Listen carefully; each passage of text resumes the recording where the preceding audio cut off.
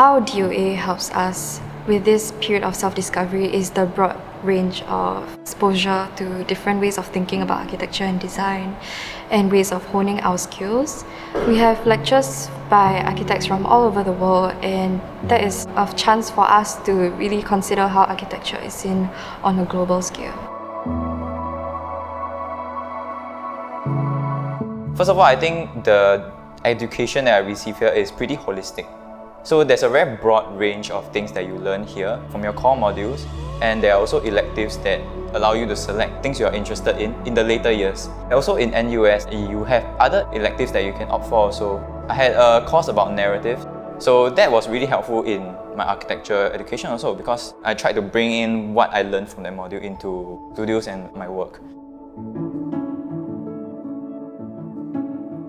When I came to architecture, I thought it was going to be like art school but with more constraints because architecture is art but with more rules, right? But as it turns out, in my first semester of architecture, I learned more about design thinking than actual design because when you design something, it's not just coming up with the final product, there's like a process.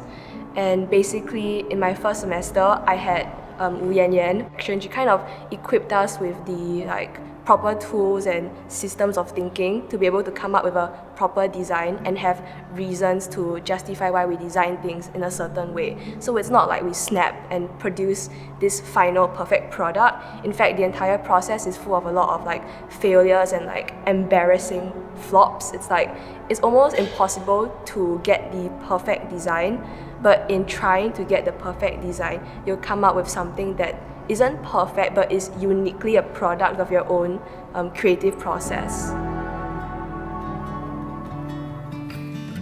So Design Studio is one of the most important modules that we take every semester. Not only do we have first creed as well as the final creed, but we have intermittent creeds. This whole process of iteration and thinking process where we get to present our board, we rectify the solution. So it's not like a very one-directional approach where you just study and then you just go for a final exam. But for this, it allows one to actually rectify a solution and solve a certain issue at hand. It's not just design, but it's about execution and how it's a whole cycle and process. Another unique kind of thing that we experience is site visits. So site visits is an opportunity for you to see a place. When we go to a place, we don't really see it, but when we are doing a site visit, we are really trying to observe a site rather than to just pass by it. And then we really have to dig deep and then look into places where people don't look at. Internship is actually offered when you're in the year 4 of architecture school. It's offered for all the students. And why is it so important is because in architecture school, you only learn a certain set of skills and they might or might not prepare you for the working force. So internship is kind of like a safe space for you to actually venture and to dip your toes into the professional world. You have 2 skills under you. First is there'll be a lecturer attached to you. So basically he'll be your advisor. He will be guiding you throughout your entire journey.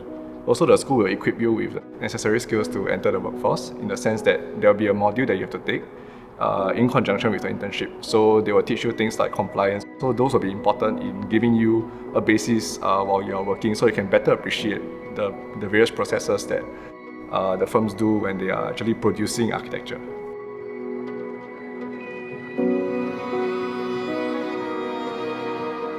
Well, my experience as an architecture student wasn't always easy. It's a transformative experience, and with growth, there are of course growth pains. And there are times where you might feel lost or you might hit dead ends that you're not sure how to maneuver yourself out of. But that's where your tutors, your friends and your studio mates come in and help you sort of move forward. And I think what is nice about architecture studio culture is that generation of ideas from discussing together, drawing and making that allows you to end up with a product that is beyond what you can achieve by yourself as an individual. Architecture education is not like your traditional academic routes where you study for exam and then you pass. Here there are no set answers, so it's important for you to do your own research, to have your own standing, have your own position, discuss with your tutors, gather different opinions to see what's right.